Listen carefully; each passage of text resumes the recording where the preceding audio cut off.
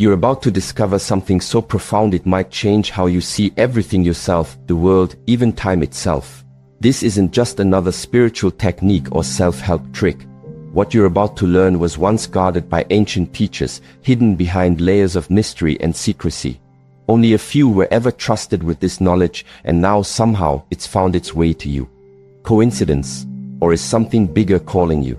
Inside every one of us lies a forgotten ability, an inner vision that sees beyond what our physical eyes can perceive. You've probably felt it before, those strange moments when you just know something without understanding how. Maybe someone stared at you across a room and you turned around instantly. Or perhaps you had a dream that later came true. These weren't random flukes. They were glimpses of a deeper awareness already built into you. This gift has always been there, quietly waiting for you to notice it. And now, for reasons you may not yet understand, the time feels right. Like a door you didn't realize was closed is finally opening. But here's the thing, once you step through, there's no going back. Your perception of reality will shift. Forever. 1. The two worlds that surround you. Did you know there are two realities happening at the same time, one you see and one you don't? You move between them constantly, though you may only be aware of one. Think of it like walking into a room with two doors. One leads to the familiar world of daily life. The other opens into a dimension most people never even suspect exists. Throughout history, certain individuals have learned how to navigate both. Not with magic or fantasy, but with a skill as natural as breathing. They weren't born special. They simply remembered how to access what we've all forgotten. This ability isn't supernatural, it's supernatural, a part of you designed to awaken. And guess what? Something inside you is already stirring. You feel it, don't you? That subtle pull towards something more. Like a memory trying to surface or a melody just out of reach. That feeling isn't an accident. It's a signal. A whisper from the part of you that knows there's more to life than what meets the eye. 2. The forgotten gift we all possess. Imagine having a second set of eyes not on your face, but within you. A way of seeing that doesn't require light or lenses, but works through intuition, insight, and awareness. This isn't science fiction. Every night while you sleep, you use this power effortlessly in your dreams. In fact, you experience entire worlds without moving an inch. How do you think that happens? Children often tap into this naturally. Ever notice how babies seem to stare at empty space with knowing smiles? Or how young kids talk about things adults can't see? They're not imagining things, they're simply using the gift they haven't yet unlearned. Science is beginning to catch up. Studies show that our brains process far more information than we consciously register. You've experienced this yourself, like when you suddenly knew someone was watching you, or you thought of a friend just before they called. These aren't coincidences. These are moments when your inner vision flickers awake. And now it's your turn to remember how to keep it open. 3. The 3 pillars of inner awakening. To awaken this ability fully, you need a foundation. The ancient masters discovered that 3 core elements must work together to unlock expanded awareness. Think of them like ingredients in a powerful recipe. Missing any one of them and the whole thing falls apart. The first pillar is conscious silence, not just quiet surroundings, but the stillness between your thoughts. It's the space where your truest self resides, beyond the noise of everyday thinking. Learning to access this silence while staying fully awake is the key to unlocking higher perception. The second is sacred breathing. Breathing is something we all do automatically, but when done with intention, it becomes a bridge between body, mind, and spirit. Ancient traditions understood that specific breathing patterns could open new levels of awareness. Today, we call it breathwork. Back then, it was seen as sacred. The third is directed focus. In a world full of distractions, maintaining deep attention is rare and powerful. Imagine shining a laser beam instead of a flashlight. Scattered light barely affects anything, but focused energy can cut through metal. When you combine this kind of focus with conscious silence and intentional breathing, something incredible begins to unfold. These 3 pillars form the structure upon which inner vision is built. Practice them consistently and you begin to feel the veil thinning. 4. Preparing your personal space. Before diving into the techniques, let's talk about preparation. Many believe they need candles, incense, crystals, or perfect conditions to begin. While these things can help set the mood, the real preparation happens internally in your mind. Your mind is like a garden that's grown wild over time. Thoughts and emotions sprout everywhere, tangled and chaotic. To begin this journey, you don't need to clean the whole garden, you just need to clear a small patch where you can plant your intention. Choose a time each day, even if it's just 10 minutes to commit to your practice. It doesn't matter where you are, your bedroom, a quiet park, or even a bathroom stall during lunch break. What matters is your consistency and commitment.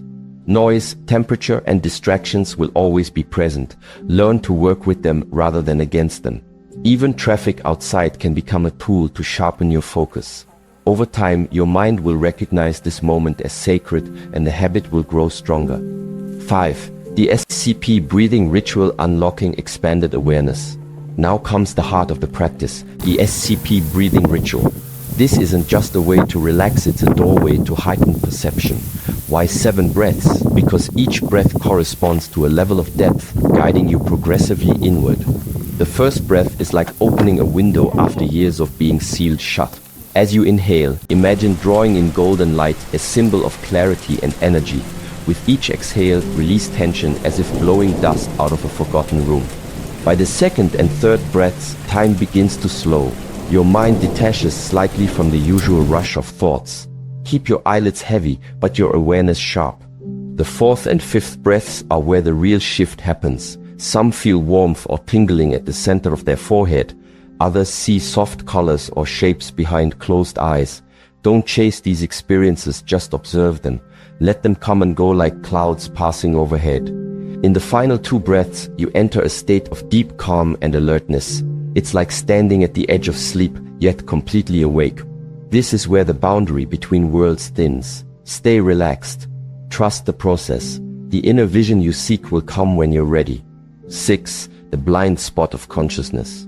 There's a moment just before sleep when your mind enters a unique state, neither fully awake nor asleep. The ancients called this the blind spot of consciousness. It's a gap in your awareness, a pause in the stream of thoughts.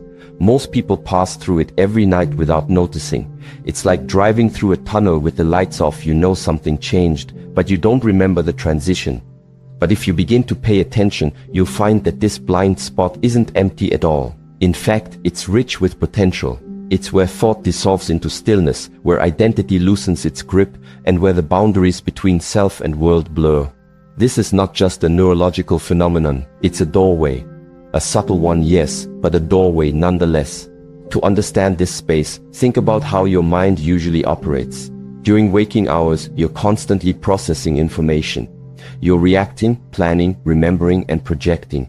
Even in moments of apparent rest, there's a background hum of mental activity. But in the blind spot, that hum fades. For a brief window, everything goes quiet, not because you forced silence, but because the machinery of thought has simply paused. This pause doesn't last long. Within seconds, either sleep takes over or you snap back into full wakefulness. But what happens in those few seconds can be profound. Many report sudden insights emerging from these threshold solutions to problems they hadn't been actively thinking about, forgotten memories resurfacing, or even vivid imagery that feels more real than dreams. The key to accessing this space intentionally is not force, but familiarity. Like learning to hear a faint sound in a noisy room, you have to train yourself to notice the subtle shifts in your awareness. Start by paying attention as you fall asleep. Don't fight the drowsiness, allow it. Instead of letting go completely, try to remain present as your body relaxes and your mind begins to drift.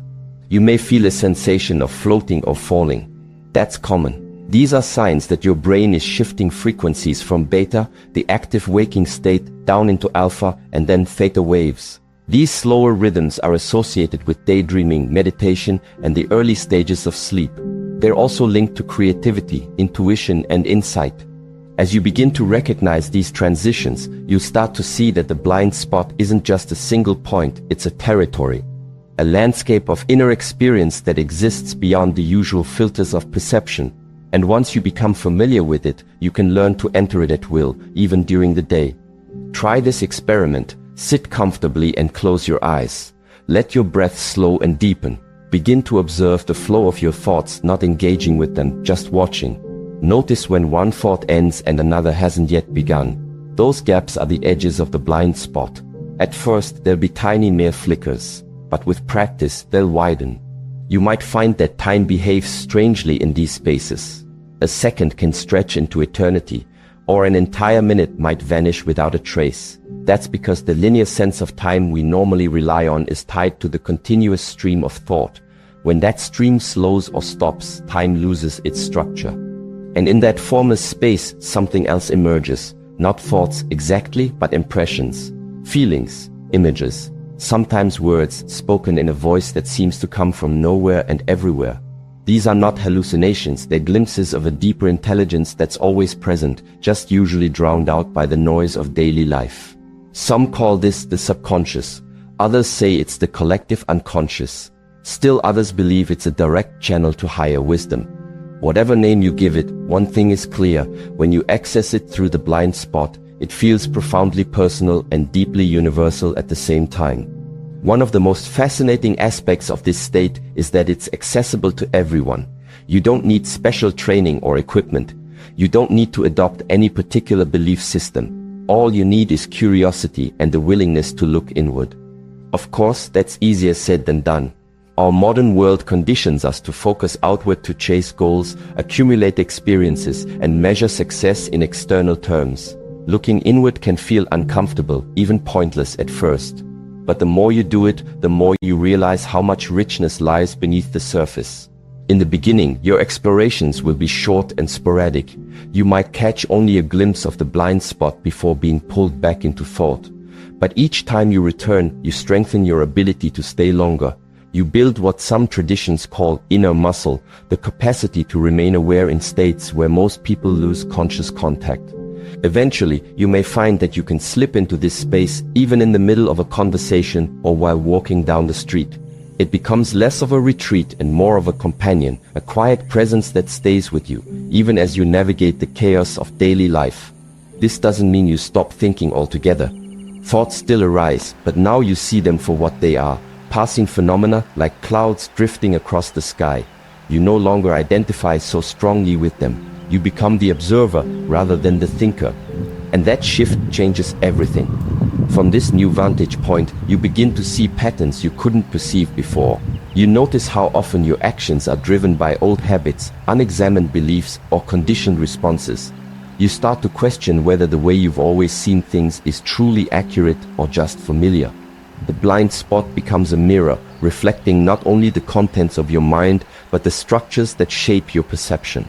It reveals the assumptions you carry, the stories you tell yourself, and the filters through which you interpret reality. At times, this can be unsettling. Confronting the blind spots in your awareness means confronting the blind spots in your identity.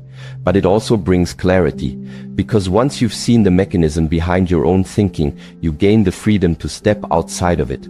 This is not enlightenment in the grand mystical sense. It's more like a quiet awakening, a recognition that there's more to your experience than meets the eye. And once you've touched that space even briefly, you can never quite go back to seeing the world the same way again. So keep returning to the threshold, keep observing the gaps between thoughts, keep exploring the space where nothing is happening and yet everything is possible. Because in the blind spot of consciousness, you're not losing awareness. You're gaining access to a deeper level of it. And that perhaps is the greatest gift of all. 7. The dance of brain waves. Your mind moves through different states throughout the day: alert, relaxed, drowsy, and dreaming. These shifts are like radio frequencies, each offering a different kind of perception. If you pay close attention, you'll notice that your thoughts, emotions, and even physical sensations change depending on where your awareness is tuned at any given moment. During the day, you're mostly in the fast-moving beta wave state, perfect for productivity, but not ideal for inner exploration. Beta waves dominate when you're engaged in active thinking, problem-solving, or decision-making. They keep you grounded in the external world, helping you react quickly to stimuli, meet deadlines, and navigate daily life. But they also come with a cost. This high-frequency state can be mentally exhausting and often blocks access to deeper levels of insight. In beta, your attention tends to stay fixed outward. You're constantly scanning for cues, reacting to emails, interpreting social signals, and managing stressors. While this is essential for functioning in the modern world, it leaves little room for introspection. The internal landscape becomes background noise, something you only notice when things go wrong. But as the day progresses and activity begins to slow, so does your brainwave rhythm. You start to drift into alpha waves, a more receptive state where creativity and intuition thrive. Alpha is the bridge between waking and dreaming, between doing and being. It's where ideas flow freely, inspiration strikes, and relaxation deepens without full detachment from reality. This is the state many artists, writers, and innovators tap into when they describe getting into the zone. Time feels fluid, distractions fade, and the mind opens like a clear sky after storm clouds have passed. In alpha, you're still aware of your surroundings, but your relationship to them softens. You become an observer rather than a reactor. Alpha waves are also common during light meditation, long walks in nature, or even while taking a warm shower. They encourage a sense of calm, reduce anxiety, and allow for mental spaciousness. It's in these moments that insights often surface, not because you were actively thinking about them, but because your mind has shifted into a frequency that allows new connections to form. Deeper still, you enter theta waves, the realm of meditation, dreams, and spontaneous insight. Theta is slower than alpha and operates just below the threshold of conscious awareness. It's the gateway to the subconscious mind, where memories, emotions, symbols, and archetypes reside. Many people report vivid visions, downloads of knowledge, or sudden clarity when they enter this space. Theta is also where hypnagogic experiences occur, the fleeting images, sounds, or sensations that arise as you fall asleep. Some call it the dream door, and for good reason. It's here that time stretches, logic loosens its grip, and the boundaries between self and environment dissolve. In theta, you're not just thinking, you're experiencing. This state is particularly powerful for healing, emotional release, and creative breakthroughs. Traumas stored in the body begin to surface here, often in symbolic form, ready to be acknowledged and integrated. Theta is also where many spiritual seekers report encounters with guides, ancestors, or higher aspects of themselves, though interpretation varies widely based on personal belief systems. Then there's delta, the slowest and most elusive of the brainwave rhythms. Delta waves occur primarily during deep, dreamless sleep and advanced stages of meditation. This is the state of pure unconsciousness, or so we thought. Recent research suggests that delta may also serve as a direct link to universal consciousness, where individual identity dissolves entirely and a profound sense of unity emerges. Delta is rare in waking life, but not impossible to reach. Long-term meditators, mystics, and those who practice deep trance work sometimes access delta while fully awake. In this state, there is no separation between self and other, no distinction between thought and sensation, no boundary between past and present. It's a return to source, an experience so vast that language struggles to contain it. Understanding these brainwave states isn't just academic, it's practical. When you recognize the dance of frequencies happening within you every day, you gain the ability to shift at will.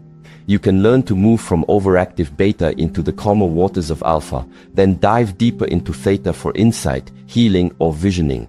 The key lies in awareness and intention. Most people live at the mercy of their default rhythms, stuck in beta during the day, anxious and exhausted, then falling into fragmented sleep instead of cycling naturally through alpha, theta, and delta. But when you begin to observe your own patterns, you can start to guide your nervous system into more supportive states. Start by noticing when you naturally slip into deeper awareness, maybe first thing in the morning, just before waking, or during twilight hours when the world feels hushed and still. These are natural portals. Instead of resisting the shift, lean into it. Let yourself linger in the quiet. You might find that your best ideas come during these in-between times, or that emotional tensions release more easily when you give yourself permission to slow down. Whatever arises, treat it as information, not something to fix, but something to understand. Ride the waves like a surfer learning to read the ocean. With time, you'll find yourself navigating the currents of your own mind with increasing skill and grace. You'll begin to recognize which states serve which purposes, when to focus and produce, when to relax and receive, when to rest and restore. And perhaps most importantly, you'll discover that the boundaries between these states aren't fixed, they're fluid. Just as water can shift seamlessly from ice to liquid to vapor, so too can your awareness shift between waking, dreaming, and deep rest. One of the most powerful practices for exploring brainwave transitions is conscious breathwork. By slowing your breathing, lengthening your exhales, and allowing pauses between inhale and exhale, you can gently coax your brain into lower frequency states. Try this simple technique. Sit comfortably, back straight. Close your eyes and bring your attention inward. Begin to breathe slowly in through the nose, out through the mouth. Let each inhale last about 4 seconds, each exhale 6 to 8. After a few minutes, introduce a 2-second pause at the top of the inhale and the bottom of the exhale. Don't force anything, just allow the breath to settle into a natural rhythm. Stay with it for 10 to 15 minutes, observing how your body and mind respond. You may feel lightheaded at first, that's normal. Your brain is adjusting to a different kind of oxygenation, and old tensions may rise to the surface. But over time, this practice can help you access deeper layers of awareness with surprising ease. Another effective method is guided meditation or binaural beats, auditory tools designed to entrain the brain into specific frequencies. These can be especially helpful if you're new to exploring altered states and need a bit of support to get started. Whichever path you choose, the goal remains the same: to develop familiarity with the full spectrum of your inner experience, to stop identifying solely with the surface-level chatter of beta and rediscover the richness that exists beneath. As you deepen this awareness, you'll also begin to notice how external environments affect your internal state. Noise, light, digital stimulation, all of it influences your brainwaves more than you might realize. A brightly lit, overstimulated room keeps you locked in beta, while dim lighting, soft music, and minimal distractions help you slip into alpha or theta more easily. So be mindful of your surroundings. Create spaces that support the kinds of inner journeys you want to take. Whether it's a quiet corner with a blanket and candle, or a forest trail where birdsong replaces traffic noise, design your environment to match your intention. And remember, this isn't about escaping from life. It's about expanding your capacity to live more fully. By learning to move consciously between brainwave states, you enhance your creativity, improve your emotional regulation, and open up new pathways of perception.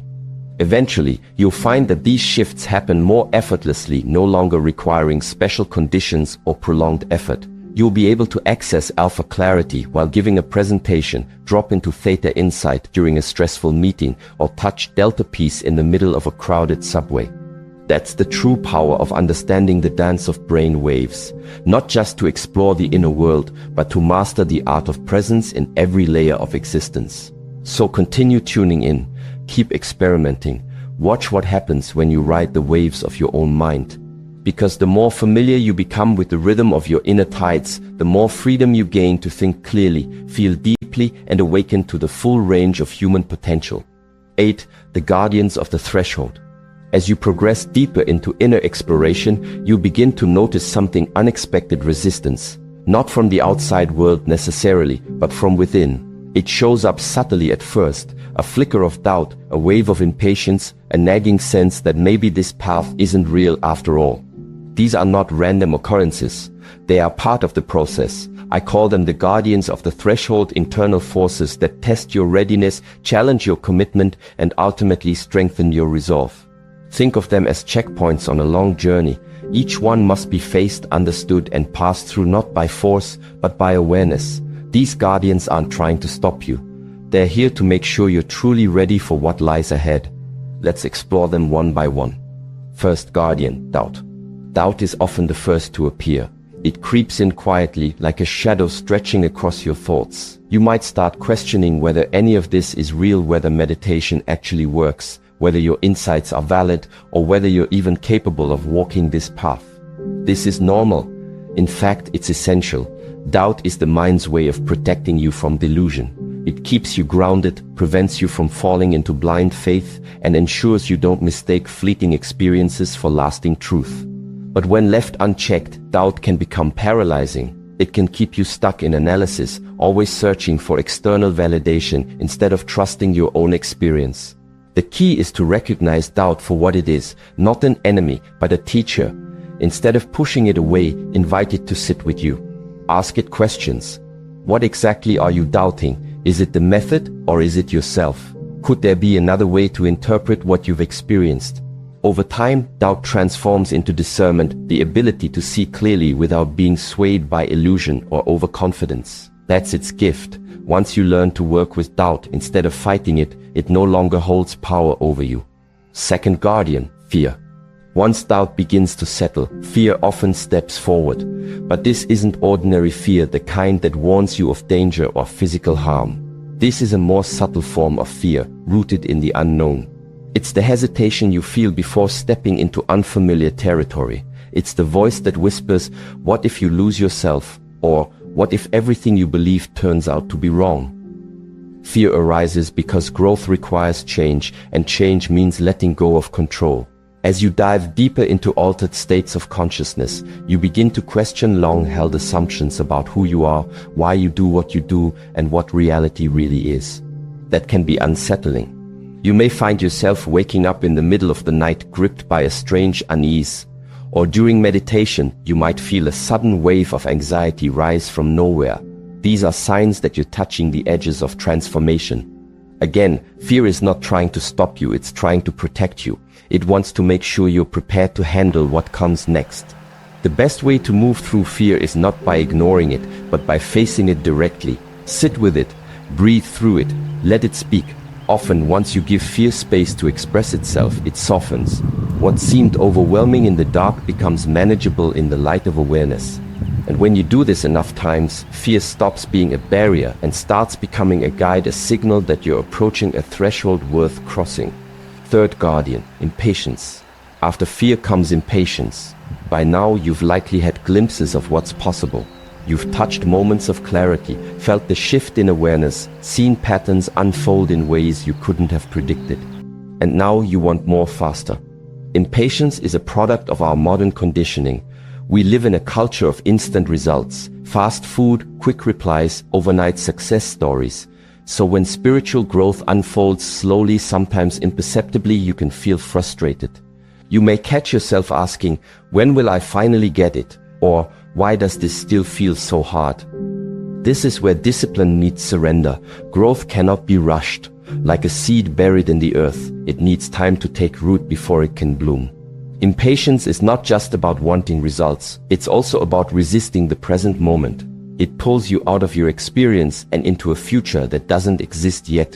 To pass through this guardian, you must learn to trust the process, to show up consistently even when nothing seems to be happening, to honor small shifts as much as big breakthroughs. Each day you return to practice, you build momentum even if you don't see it right away. Progress is cumulative. One breath, one thought, one moment of awareness at a time. Eventually, impatience gives way to patience, not passive waiting, but active presence, a willingness to stay engaged without needing immediate proof. And that's when the real magic begins. Fourth guardian, the spiritual ego. Once patience settles in, the final guardian appears, and it's the most insidious of all. This one wears a mask of wisdom, peace, and enlightenment. It speaks in calm tones and offers profound-sounding insights. It is the spiritual ego.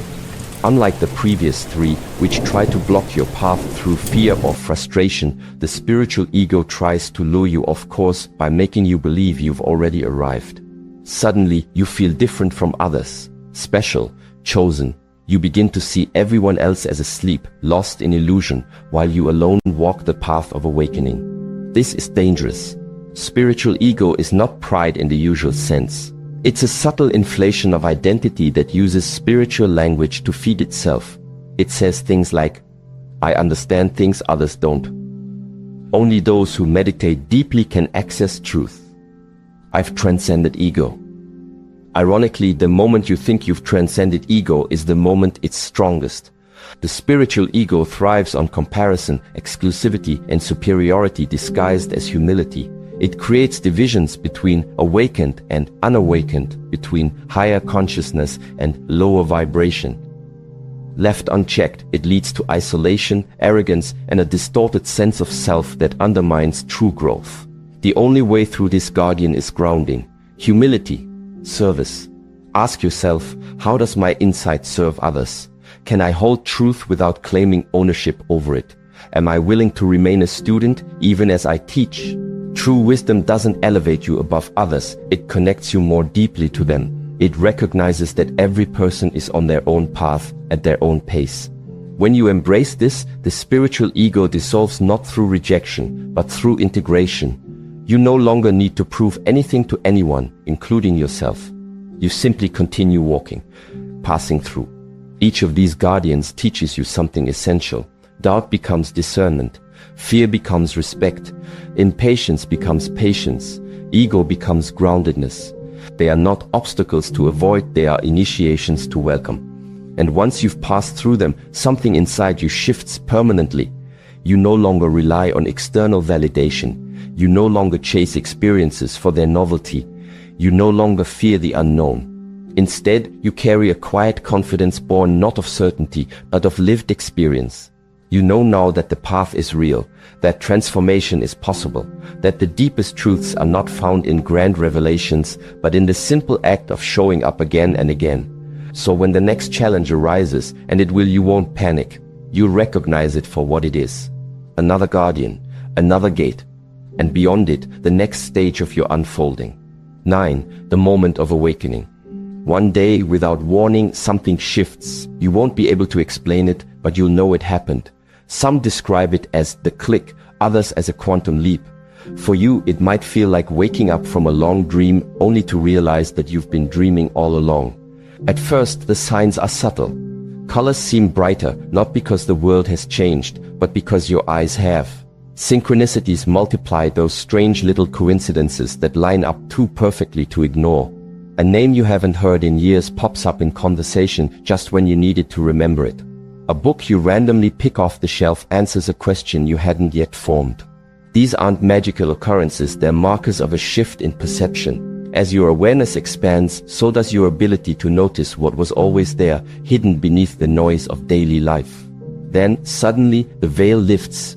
Not all at once, but in layers. It's not dramatic like in movies, no lightning bolts or angels descending. Instead, it feels deeply personal, almost private. Like remembering something you had forgotten for a very long time.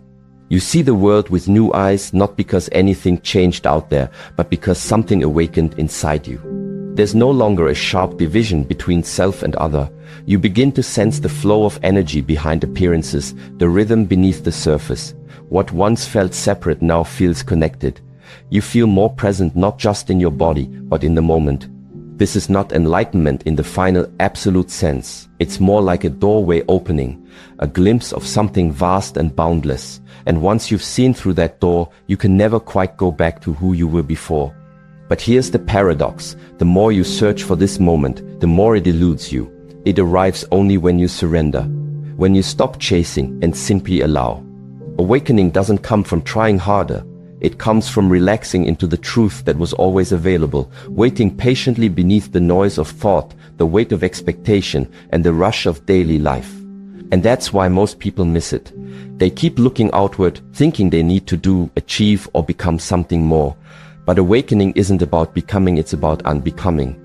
Letting go of the illusions we carry until only what's real remains. That's also why it often happens in quiet moments. While walking, while washing dishes, while watching the rain fall. It's not dependent on special conditions or spiritual practices, though those may prepare the ground. It arises naturally when the mind is still enough to receive it. Some describe it as seeing clearly for the first time.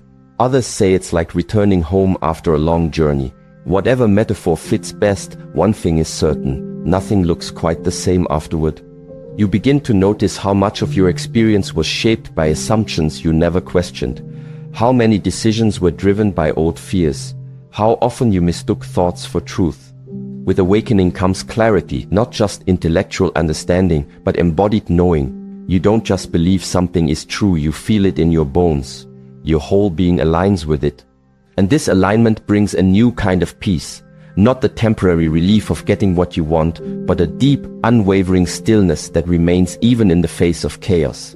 Because now you know you are not just your body, not just your thoughts, not just your past. You are something far greater, a conscious presence witnessing the unfolding of life. This realization doesn't erase suffering, nor does it make you invulnerable. You still feel pain, loss, and confusion. But now there's space around those experiences. You no longer get swept away by them. You witness them, hold them with compassion, and let them pass. This is the beginning of true freedom.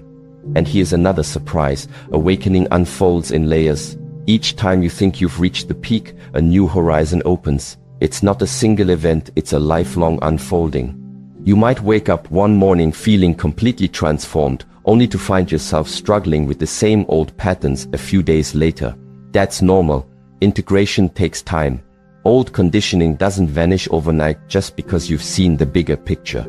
In fact, the deeper the awakening, the more intense the integration, because now every part of you is being asked to align with what you've seen. Every belief, habit, and relationship is brought into the light of awareness. Some things will shift easily, others will resist, but each time you return to presence, you reinforce the new way of being. Eventually, the insights settle into your nervous system. They become part of your foundation. And as they do, your life begins to change, not because you forced it to, but because you became someone different. Someone who sees more clearly, feels more deeply, and lives more intentionally. You start making choices that reflect your truest values, not just conditioned responses. You relate to others with more openness and less fear. You trust yourself more than ever before. This is the real work of awakening, not the moment of insight itself, but what you do with it afterward. So don't expect a permanent high. Don't look for constant ecstasy or uninterrupted bliss. Real awakening is quieter, subtler.